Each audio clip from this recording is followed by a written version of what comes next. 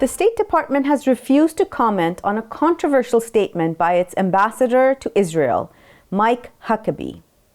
In an interview with Bloomberg News, when asked if the U.S. still supported a Palestinian state, Huckabee said he doesn't think so, blaming cultural issues.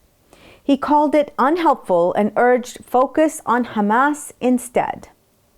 When pressed, a State Department spokeswoman, Tammy Bruce, declined to clarify whether the comment reflects official U.S. policy. She said Huckabee speaks for himself.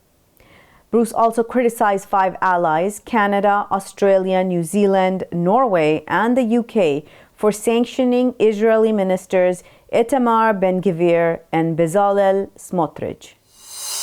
Protesters marched through Chicago's business district against immigration raids by federal agents on Tuesday. The raids were carried out by Immigration and Customs Enforcement, or ICE, targeting undocumented migrants. The demonstrations were part of similar protests taking place across the country. Protesters accused the Trump administration of ignoring community concerns. Many say ICE is detaining people vital to local economies. Trump had promised to deport criminals, but raids are affecting others too, they say. The administration, however, continues to crack down despite growing opposition. New York City police have arrested several protesters who had gathered outside the 26 Federal Plaza building. They were protesting against ICE. Police moved in when the crowd blocked entrances and refused to disperse. One protester was seen being dragged away by officers. Activists chanted slogans and held signs denouncing ICE operations. An Apple employee disrupted Apple's Worldwide Developers Conference in California this week, interrupting software chief Craig Federici's keynote. The man stormed the stage, unveiled a keffiyeh, and shouted, "Shame on you," before being removed by security. In a video of the protest that has gone viral, the protester is seen being escorted by security personnel as Federici carried on with his speech.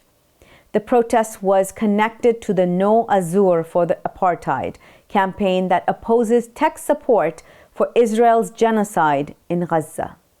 Similar protests have been taking place recently. A global faith on the rise. New numbers from the Pew Research Center show Islam is the fastest growing religion in the world.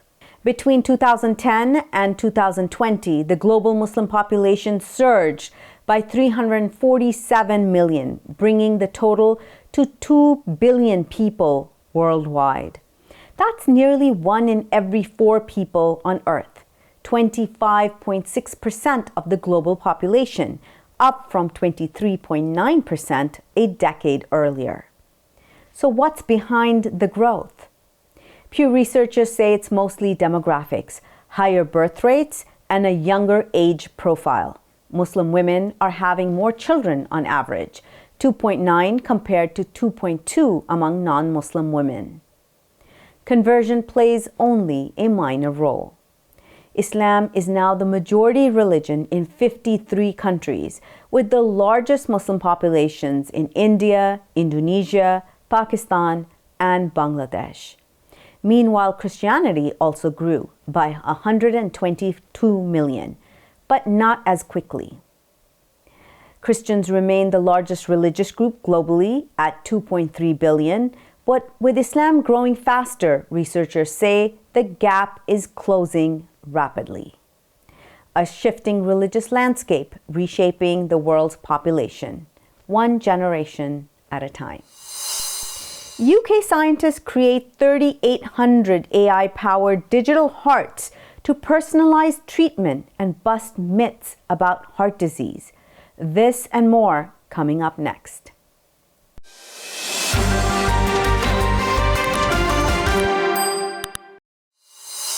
President Donald Trump has announced that he will restore the original names for several U.S. Army bases that once honored Confederate generals. This reverses a Biden-era renaming process.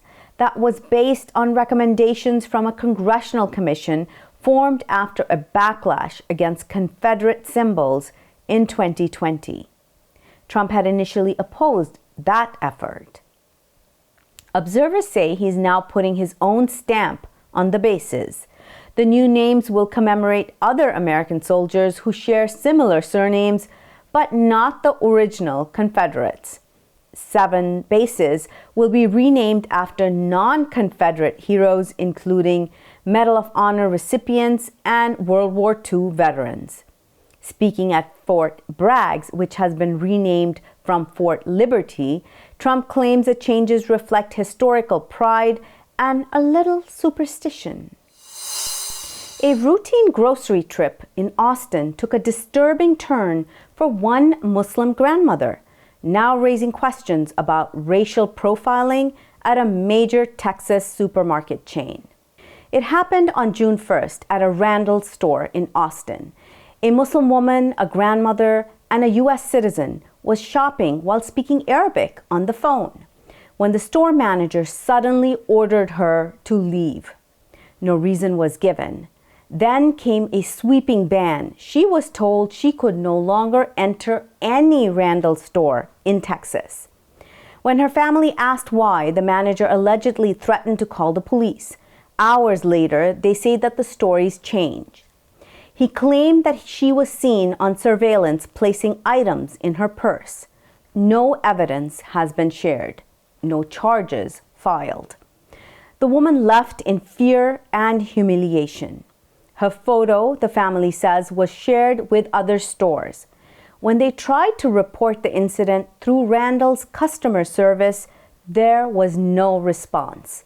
Randall's is owned by the grocery giant Albertsons. Neither company has commented publicly. The Texas chapter of the Council on American Islamic Relations is calling for an investigation and a public apology, saying that the woman may have been targeted because of her language or her faith. Israel killed at least 120 Palestinians and injured 474 more in attacks across Gaza in the past 24 hours, according to the Palestinian Health Ministry. The dead include 57 people killed while seeking aid near the Netzarim corridor. Israel admitted its troops fired what it claims were warning shots in the area.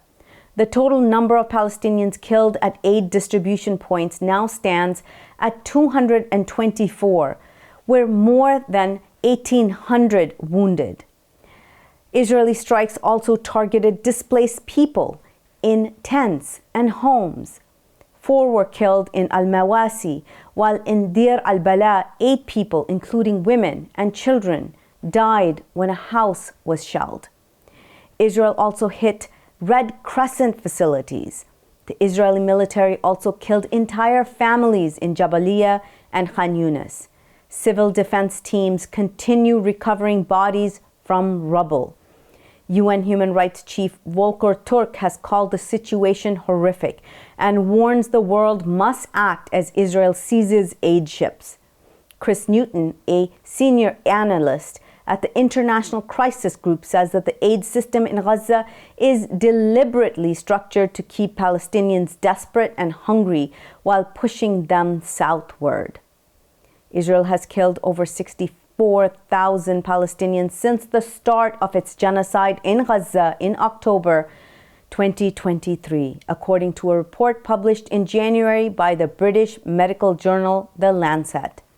Palestinian officials say more than 126,000 people have been wounded in the same time period.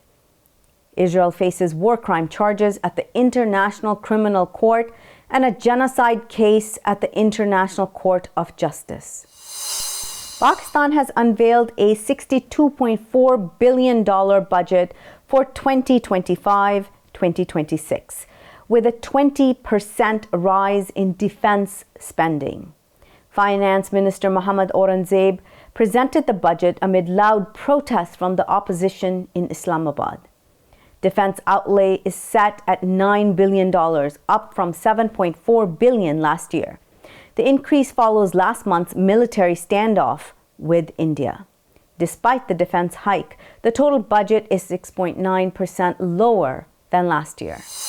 A new report says you might be buying products made with forced labor.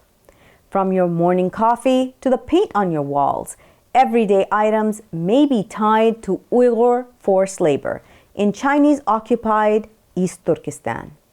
Global Rights Compliance, a Netherlands-based human rights group, reveals that at least 77 Chinese companies involved in mineral extraction in the Uyghur region are potentially using forced labor as part of a government-run program targeting Muslims.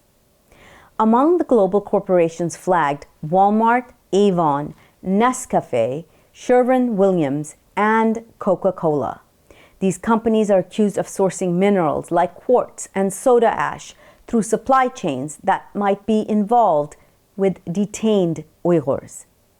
These minerals aren't obscure. They're used in commercial paints, aerospace parts, thermos cups, and everyday household products.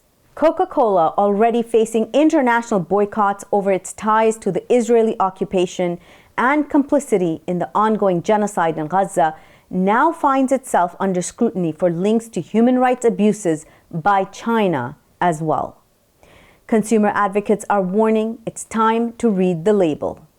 Under U.S. law, any goods made in Xinjiang, East Turkestan, are presumed to involve forced labor and are banned from import unless proven otherwise.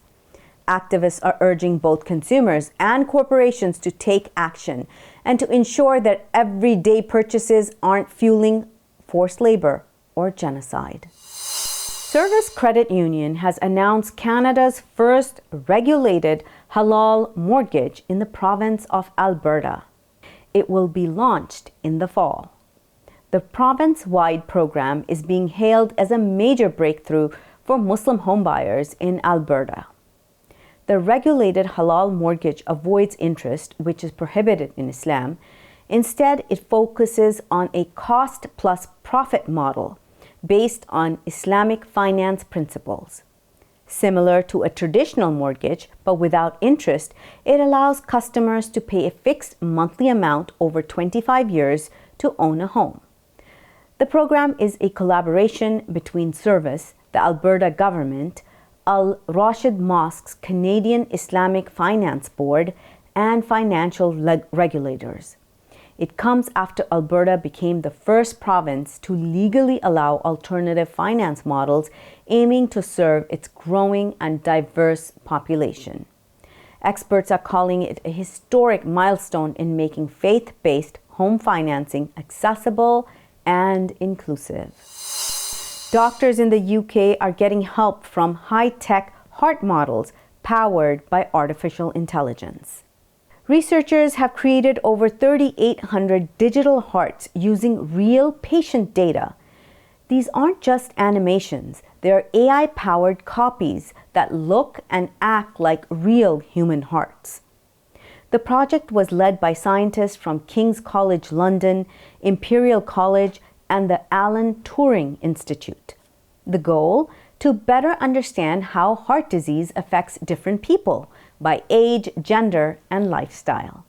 One big discovery: the difference in heart readings between men and women isn't because they work differently, but simply because of heart size. This could lead to more accurate diagnoses.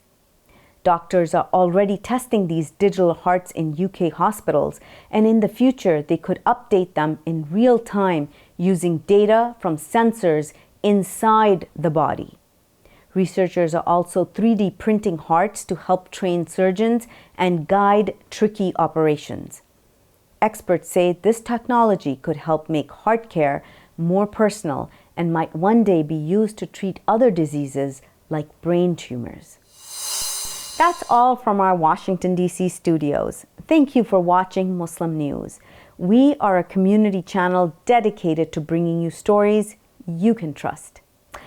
Please like, share, and subscribe to our content. You can also comment to let us know what you think of our coverage. You can donate now by visiting muslimnetworktv.com/donate. For more content, keep watching Muslim Network TV. Assalamu alaikum.